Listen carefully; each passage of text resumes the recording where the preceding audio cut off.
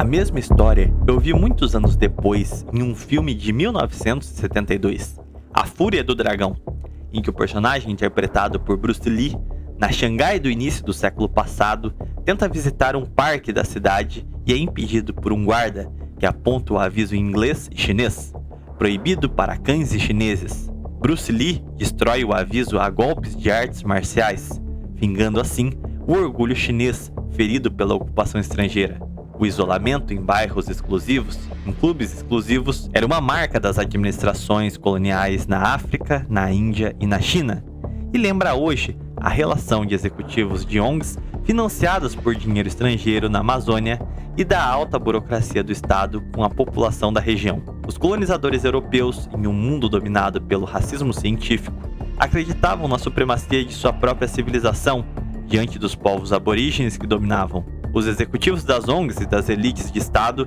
estão plenamente convencidos da supremacia de suas ideias neomalthusianas diante dos habitantes da Amazônia, indígenas, caboclos, ribeirinhos, fazendeiros, comerciantes, fechados em suas relações sociais exclusivas, negam-se a estabelecer qualquer contato com a população local, tratada como invasora do santuário natural do qual deve ser expulsa.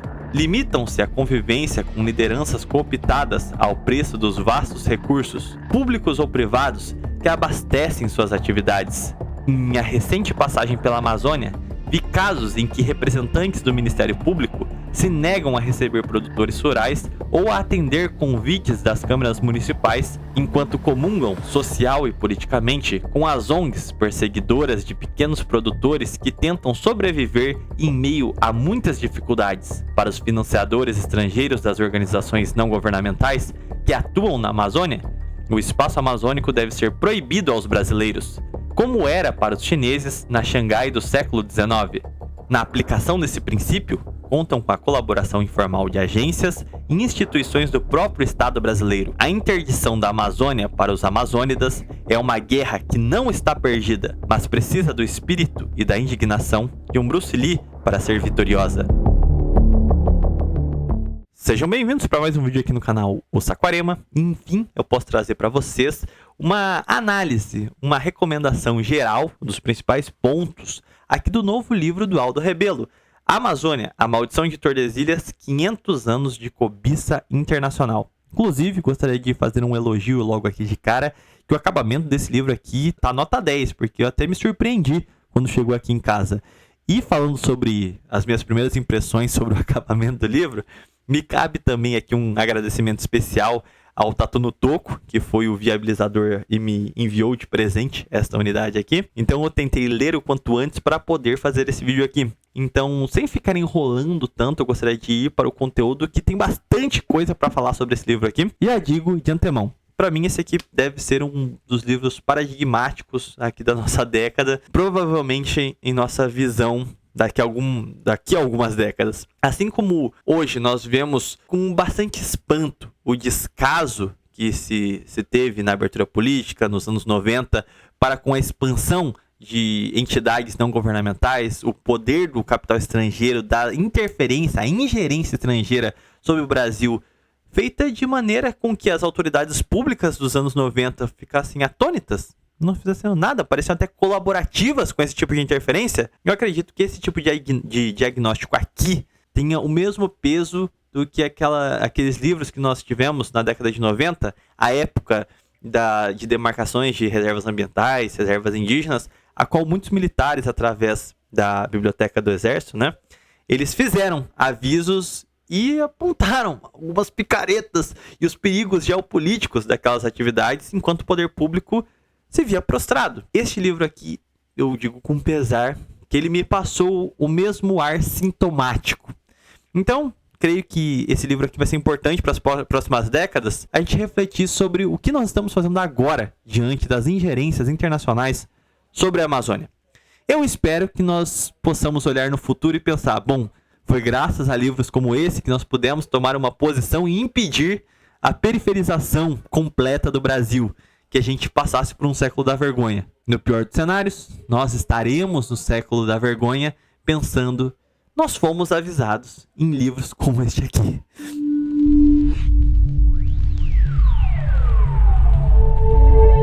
Pois bem, a primeira parte, ele é mais uma apresentação histórica, e você vai ver que ele é gradual. As principais análises e conclusões contemporâneas vão estar ao fim. Houve todo um trabalho, um cuidado para apresentar a construção histórica da Amazônia, como a Amazônia se tornou brasileira, como é a composição do próprio Estado brasileiro. Tem até uma parte exclusiva, né, a respeito do Tratado de Madrid, que é a consolidação das nossas fronteiras nacionais quase que contemporâneas. É um tratado que atravessa os séculos e se mantém contemporâneo. Isso é um tema que a gente já até falou em outras análises, por exemplo, na aula sobre o nacionalismo brasileiro, onde a gente falou sobre a geografia sentimental, como há um processo muito singular no Brasil de formação do Estado, da nacionalidade, do espírito nacional como um todo e do território brasileiro concomitante antes mesmo do Estado brasileiro nascer. Então, antes da independência, a gente já tinha o nosso território demarcado e o espírito brasileiro em nascença, ou seja, a nação já estava ali, já estava em processo de gestação. E é interessante como essa nação, essa nacionalidade, ela se gesta junto com a formação territorial do Brasil. E muitas vezes o processo que culmina na formação territorial do Brasil é um dos elementos que causam essa evolução no sentimento de uma identidade nacional, que é muito personificado nas bandeiras, por exemplo. E é justamente estes episódios onde a gente começa a ver a conformação da nacionalidade que o Aldo ele apresenta entrelaçando com a questão amazônica. Então a gente tem um capítulo de introdução a respeito do Tratado de Tordesilhas e já relembrando algumas questões históricas fundamentais, a própria indignação francesa, né, perguntando onde está no Testado de Adão que o mundo é só da Espanha e de Portugal. Por que os outros países ficaram de fora? A respeito da anexação da Amazônia por parte brasileira, a gente tem uma questão central no próprio Tratado de Tordesilhas, né? Então a gente não era para estar a oeste.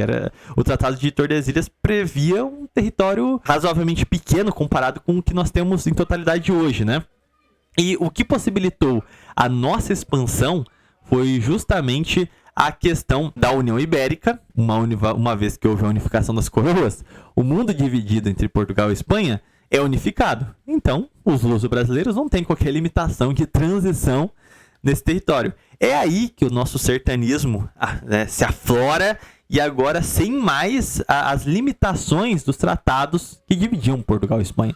Então, se por um lado a União Ibérica foi algo bastante danoso para os portugueses metropolitanos, para nós, nos trópicos, foi algo muito bom, porque permitiu a nossa dilatação. E uma dessas figuras que foi um agente histórico fundamental para essa dilatação foi Pedro Teixeira. Nesse capítulo especial sobre a sua epopeia, sobre a sua grande vanguarda nesse processo de fixação da Amazônia como território brasileiro, é justamente o seu ato histórico de ter feito a sua monção, a sua viagem, acompanhado de um gigantesco pelotão. Muitos indígenas o acompanharam, com mais de 1.200 indígenas, com pelotões de artilharia, né, com arqueiros, com mães juntos, famílias juntos. Foi uma coisa extraordinária que surpreendeu todas as autoridades à época. Porque também é só você se colocar no lugar ali de um hispânico médio, tá lá no Alto Peru e do nada você começa a ver monções, 1.200 pessoas numa missão de subir a Amazônia. Foi um negócio assim, em proporções inacreditáveis para a sua época. Lembrando que isso ainda dentro da União Ibérica. Após isso, após a separação de Portugal e Espanha, nós temos o papel de Raposo Tavares, na maior das bandeiras. E ele foi quase que um agente formal português. O Aldo até elenca os contatos que o Raposo Tavares teve com os centros metropolitanos, meio que delimitando as demarcações do que ele deveria fazer, qual que era a sua missão de fato. E ali é onde a gente consegue, de fato, arrastar a nossa linha de Tordesilhas a oeste. Tudo isso vai ser muito importante, não só historicamente, olhando para o desenvolvimento geográfico do Brasil, mas essa grande epopeia de homens como Pedro Teixeira e o Raposo Tavares não são só importantes pela dilatação do território, Como eu disse, a formação da nação, da nacionalidade, ela é concomitante à formação territorial do Brasil. Então, se nós estávamos empurrando a linha de Tordesilhas a oeste, ao mesmo tempo, isso não era a obra de um fidalgo português. Existia ali uma identidade proto-brasileira.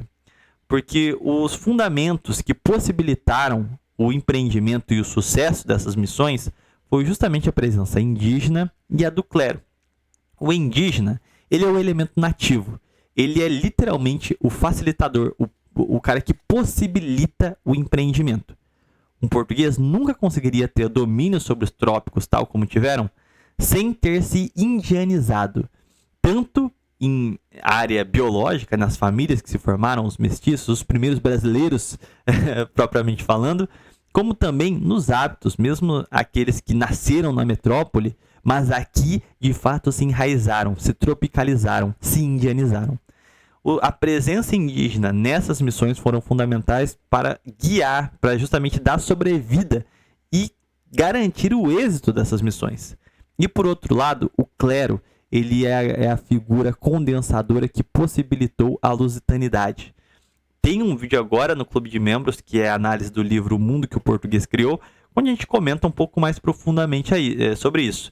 No Clube de Membros também a gente tem o Prosa Nacionalista sobre o Gilberto Freire, onde a gente fala mais profundamente a respeito desse processo de indianização do português, né? E essa influência mútua que foi, vamos dizer assim, a característica central do português para a fundação do Brasil.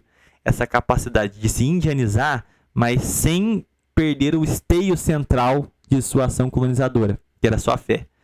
O clero, ele é singular nesse sentido, porque ele consegue absorver a cultura e sacralizá-la. Não é aderir ao paganismo, das crenças, das religiões que aqui existiam, mas é preservar os elementos culturais e inserir no centro dessa sociedade Cristo.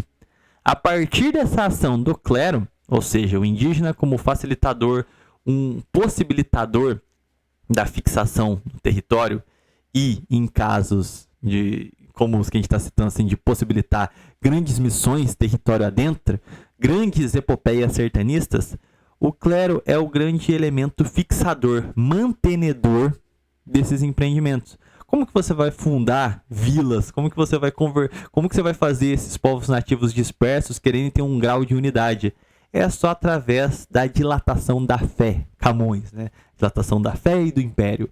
Então, a fé é o que possibilita o império. E aqui, evidentemente, não estou falando do império, o império do Brasil. Estou falando de nós quanto civilização.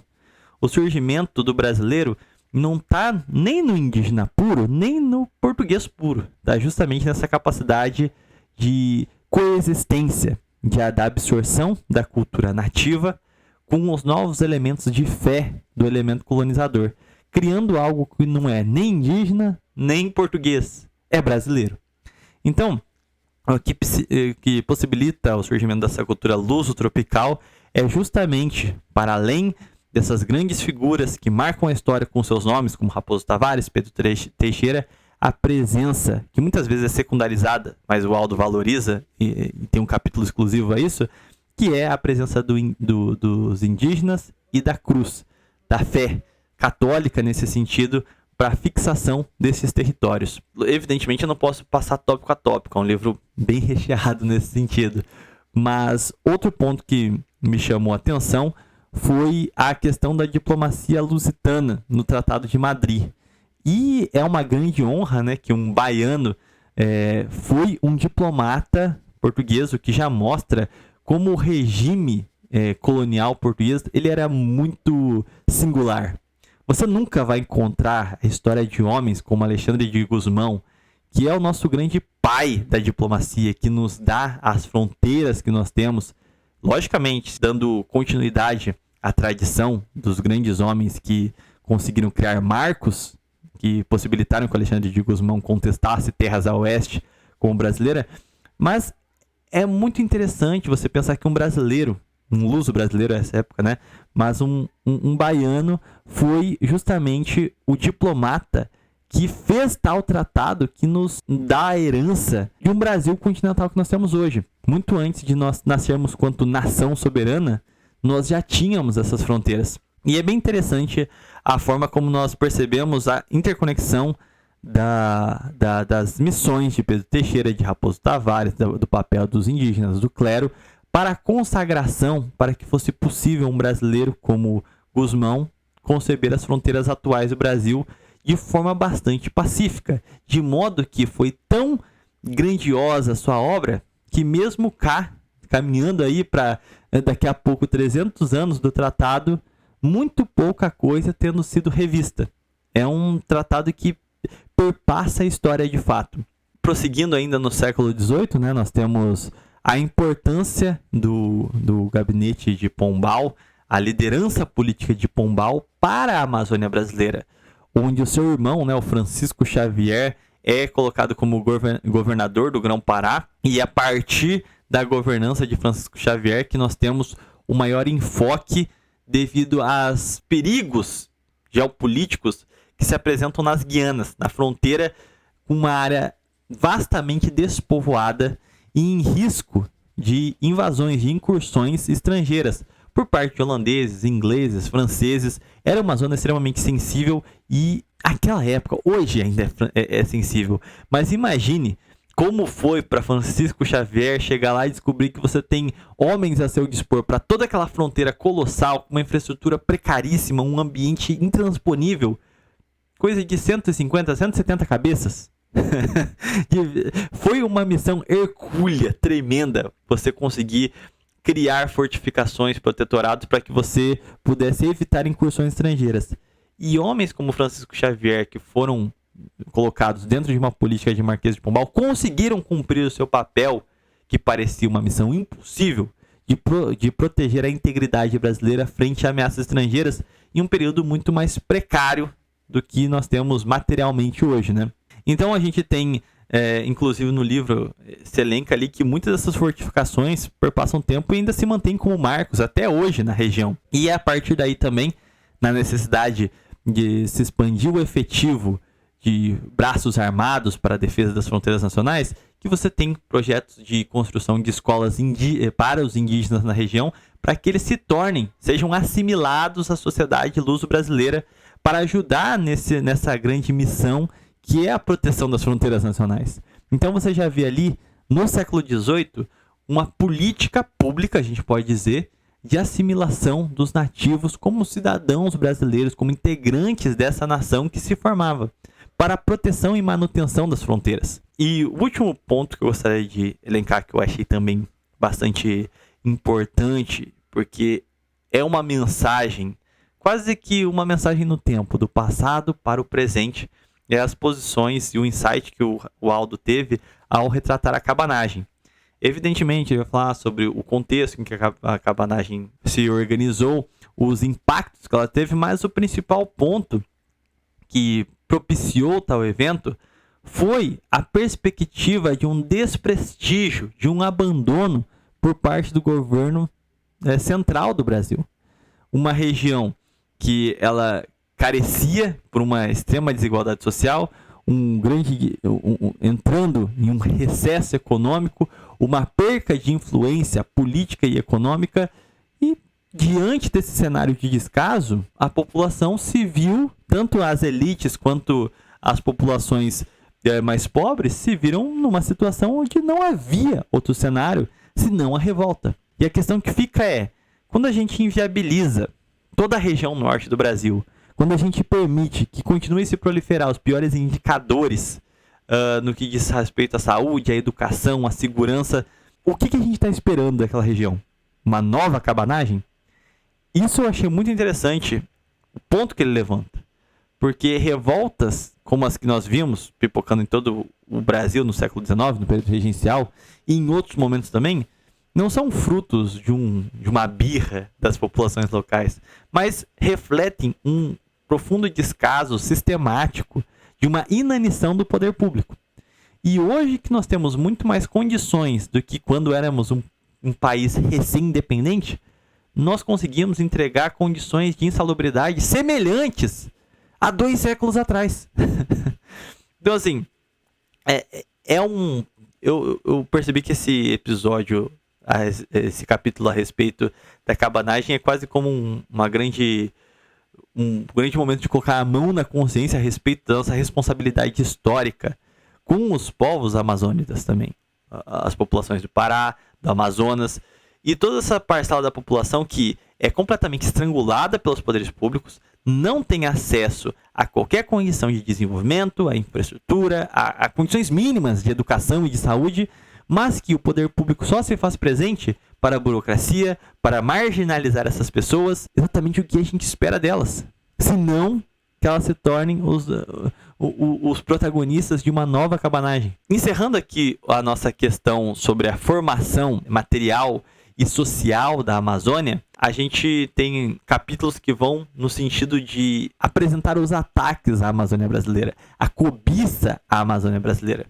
Então a gente tem, talvez, o nosso caso mais performático, né, que é a questão do Pirara, quando a gente tem uma ação inglesa, uma ingerência inglesa, de diante de um vazio demográfico, começar a ser utilizado das populações nativas, convertê-las ao protestantismo, para então depois a reação brasileira, para a expulsão desses ingleses que estavam invadindo o território, levar esses índios convertidos para criar um casus belli, para a anexação do território, ou seja, os ingleses tinham interesse de anexar a região, e eles, para possibilitar essa ação, buscaram converter e doutrinar aqueles indígenas a solicitar a ingerência inglesa ali. Isso é muito gritante, isso para mim traz diversas preocupações.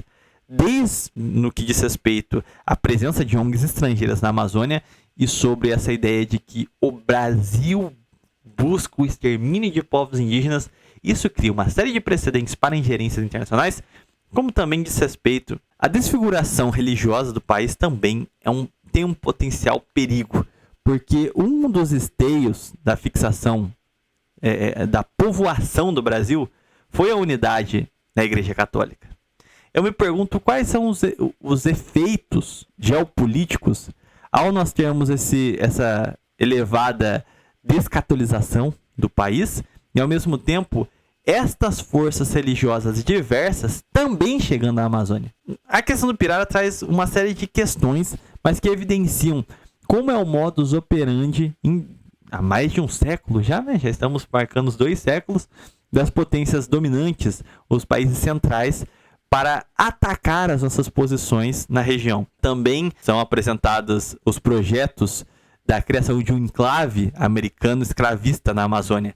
Esse é um tema muito interessante, onde eu coloquei até no iceberg do Império, que tem aqui no canal, onde antes da Guerra Civil, as elites escravistas, eles tinham um projeto de tomar a Amazônia, porque a gente era uma raça que não ocupava, que estava lá parado, e que era um dever, um fardo do homem branco, ocupar a região, e esses escravistas americanos, eles queriam compor uma nova província americana na Amazônia, só que enviaram os escravos negros para lá porque eles estariam mais adaptados ao clima. É o puro suco do Destino Manifesto misturado com eugenia, com racismo científico, com teorias climáticas, de aclimatação, né? É o puro suco norte-americano. Só que eles não conseguiram encontrar apoio suficiente internamente. Depois da Guerra Civil fez caducar de fato essa ideia. Então a gente não precisou necessariamente tomar ações sérias a esse respeito, porque a ideia não foi para frente. Mas nós tivemos uma série de políticas internas, tanto para desenvolver navegação a vapor nos rios da Amazonas, como também formas de buscar uma reprovação dos países imperiais sem comprar uma briga direta com eles. Foi as tentativas de forçar a abertura da navegação no Amazonas. A gente teve, na primeira metade do século XIX, problemas muito profundos a respeito da livre navegação na Bacia do Prata, que é uma bacia onde os rios, né, correm para cima, entram para dentro do território brasileiro. É uma questão extremamente delicada para o Brasil, principalmente naquele período onde a infraestrutura para países tropicais era uma coisa complicada, para fazer um eufemismo aqui, né?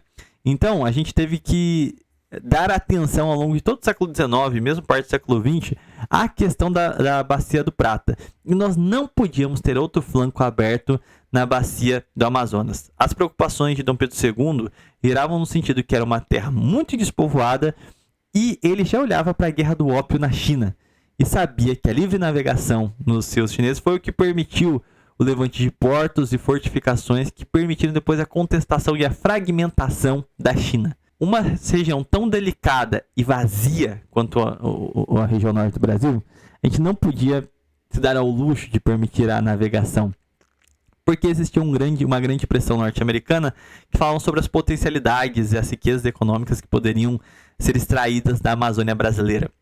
E, por incrível que pareça, a posição do Brasil foi falar assim, então, a gente não pode liberar, é que as populações são muito rudimentares e não tem nada na costa dos rios, não tem como fazer nada, entendeu? Então a gente não pode liberar a navegação.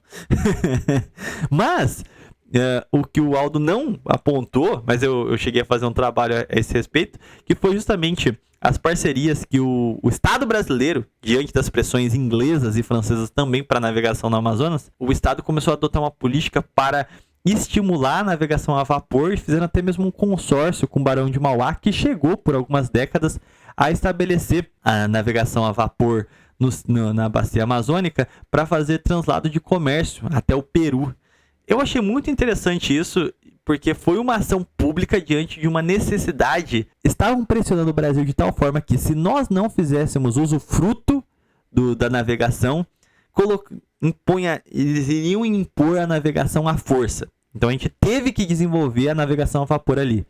O que já mostra as potencialidades que o Brasil tinha mesmo no século XIX para suas capacidades de desenvolvimento. Tanto é que tem até um capítulo que eu não cheguei a separar aqui para comentar com vocês, mas que o Aldo até diz de uma embarcação americana que de forma ilegal, de maneira forçosa, navegou a bacia amazônica de forma clandestina. Mais uma dessas tentativas de balcanizar o Brasil, a gente tem um golpe muito forte, a qual a gente tinha Manaus como uma das cidades mais ricas do mundo, graças à extração e à venda da borracha, né? A extração das seringueiras. E aí a gente tem o maior caso de biopirataria da história, que é o furto de 70 mil sementes de seringueiras que foram roubadas por um espião inglês. Evidentemente, ninguém rouba 70 mil sementes assim, colocando no bolso. Então é um cara que ele já tinha contatos aqui dentro, sabia onde estavam, subornou propriamente as autoridades brasileiras em Santarém para conseguir sair do porto com essas 70 mil sementes, e a partir disso se quebra o monopólio mundial do Brasil sobre a borracha, porque eles vão começar, os ingleses com as suas possessões na Ásia, vão começar a cultivar as seringueiras lá. E depois o Brasil só vai voltar a ter um protagonismo nesse sentido quando o Japão domina as áreas onde estavam os seringais ingleses, e aí precisam recorrer à borracha brasileira de novo. Mas isso causa um empobrecimento brutal da região norte do Brasil. E é o primeiro caso em larga escala, assim, gritante de biopirataria.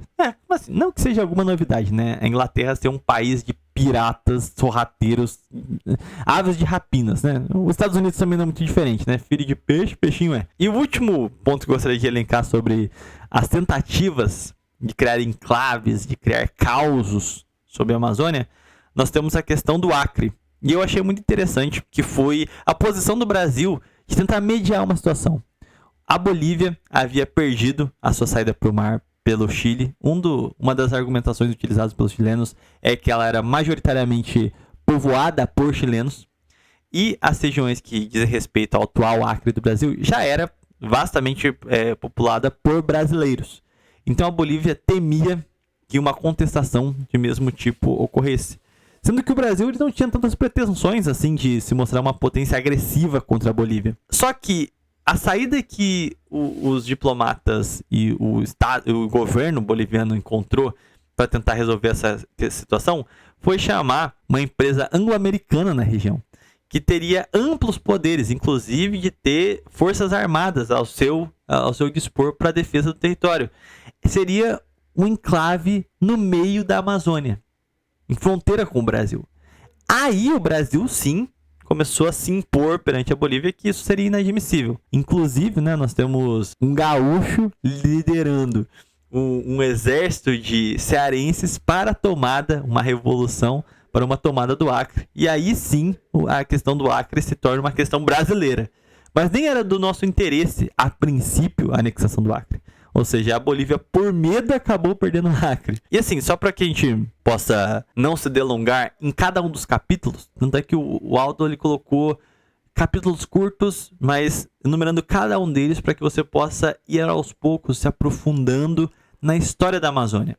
Então, desde a formação territorial do Brasil, aí nós passamos pela forma como nós conseguimos anexar a Amazônia brasileira, como nós conseguimos, né, jogar o Tratado de Tordesilhas a oeste, de forma a nos favorecer, depois as pretensões e as tentativas bem-sucedidas como do Pirara, como outras tentativas que foram pensadas, foram conjecturadas para tentar ferir a soberania brasileira sobre o Amazonas, até questões onde o Brasil acabou tomando a dianteira, como a questão do Acre, né? A gente vai vendo essas diversas formas de sabotagem que historicamente tentaram fazer contra a soberania brasileira sobre a Amazônia. Mas, após essa apresentação histórica de caso a caso da conquista da Amazônia brasileira e as cobiças sobre a Amazônia brasileira, ele começa a nos apresentar as questões geopolíticas. Então, tem desde falas contemporâneas, como a Kamala Harris falando que a guerra do século XXI vai ser uma guerra pela água e as implicações disso para a Amazônia brasileira, né, que é vastamente rica em água potável, água doce. Eu acho que os principais pontos que eu acho interessante da gente analisar aqui foi a posição do Brasil nos anos 60 e 70. E ênfase, né, em especial, a figura performática, um dos nossos grandes estadistas, Araújo de Castro.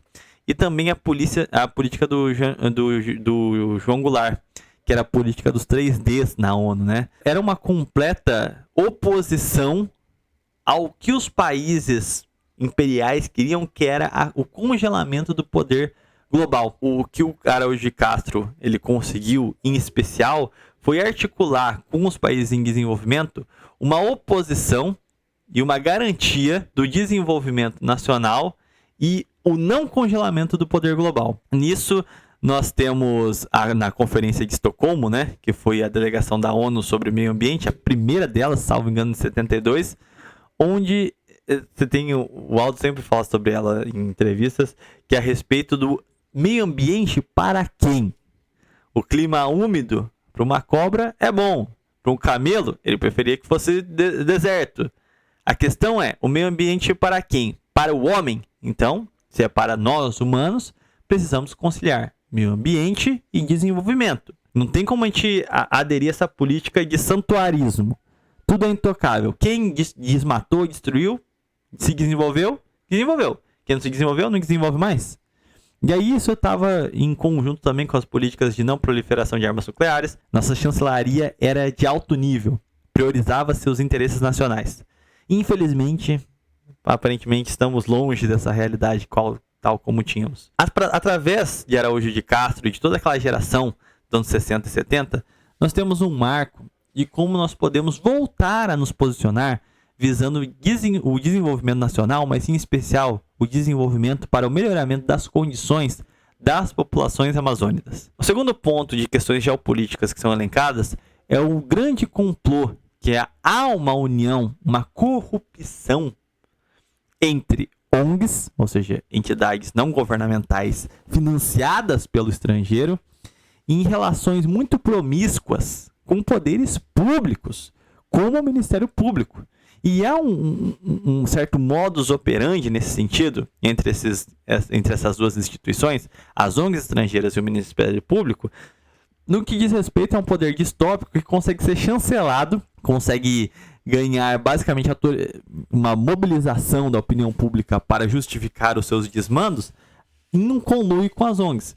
Então, o que a gente mais vê aí é o MP bloqueando uma obra de infraestrutura, um projeto para a região norte, diversas políticas que poderiam desenvolver e dar melhores condições para a região, sendo bloqueadas sumariamente pelo Ministério Público, após ou de forma balizada por estudos e pressões realizadas pelas ONGs em ambiente acadêmico e midiático. Ou seja, uma organização não governamental publica um artigo, faz uma nota, faz pressão em deputados, faz isso, faz aquilo, apresenta os seus estudos enviesados com dinheiro estrangeiro, e a partir desses estudos, dessas notas, dessas mobilizações, o MP pode atuar à vontade para bloquear o que quiser, e o poder político não tem coragem de confrontar o MP, porque o Ministério Público é uma aberração da nova república, que tem poderes quase que plenos, não só nessa área da questão amazônica, mas a gente viu muito bem o poder do Ministério Público na Lava Jato.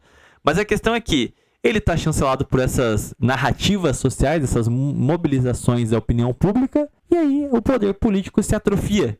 E aí o Ministério Público ganha legitimidade, uma falsa legitimidade, uma legitimidade anedótica, para embargar qualquer forma de desenvolvimento da região norte. Há uma clara presença de um poder internacional que visa a sabotagem do país para a preservação da Amazônia, não por bom mocismo, mas segundo interesses estrangeiros. É uma nova forma de imperialismo. É o neocolonialismo escrito, tá lá, é evidente. Mas há uma letargia de reação. Não há liderança, não há autoridade pública que possa bater de frente com isso. Então esse é o nosso, eu diria que é esse complô ONGs mais MP, é o grande facilitador, é a ferramenta de atuação das nações imperiais em sua cobiça contra a Amazônia. E aí vem as potencialidades de criação de causos belli contra o Brasil. Esse é elencado em um dos capítulos, né?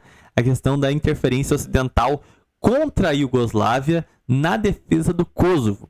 Isso é, os povos kosovares estão em risco, podem ser exterminados.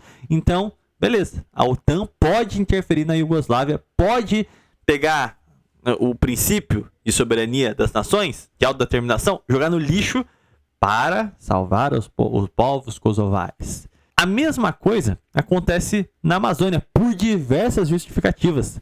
O que garante que uma coligação internacional dos países ocidentais não pode interferir e retirar a soberania do Brasil sobre a região norte? Não que isso já não tenha sido feito, mas terminar de formalmente retirar a presença brasileira da Amazônia, segundo um princípio de que nós estamos exterminando populações indígenas, que nós estamos destruindo o meio ambiente é um bem coletivo, então se o Brasil destruir o meio ambiente, vai destruir a humanidade. Então tudo bem a gente utilizar. Então percebam como causos belli inúmeros se tem ali na região para que essas elites ocidentais possam atuar. Eles têm ferramentas para tal, como eu disse, a questão desse complô ONG Ministério Público, e nós não temos mais uma posição defensiva contra esse imperialismo, tal como nós tínhamos na defesa do direito ao desenvolvimento, na política de interesse de um ambientalismo visando, conciliado também com o desenvolvimento humano. Nós não temos mais um Araújo de Castro na nossa retaguarda. Eu coloquei esses 3 pontos como os principais no que tange a geopolítica apresentada no livro, porque eu acho que é a questão mais gritante para a gente entender a questão amazônica. Nós não temos uma política diplomática para nos defender. O estrangeiro tem uma ferramenta institucional para conseguir alcançar os seus objetivos utilizando das instituições públicas, e ao mesmo tempo ele já tem na mão as cartas com base em precedentes que nós já vimos em outros países, como a Iugoslávia, para atuar aqui dentro quando for necessário. Eu acho que a conjuntura desses 3 elementos é algo extremamente nocivo para o futuro do Brasil a caminhar para o seu século da vergonha. No fechamento do livro nós temos uma questão mais propositiva e eu gostaria que vocês lessem o livro para ver as posições do Aldo para a gente reverter.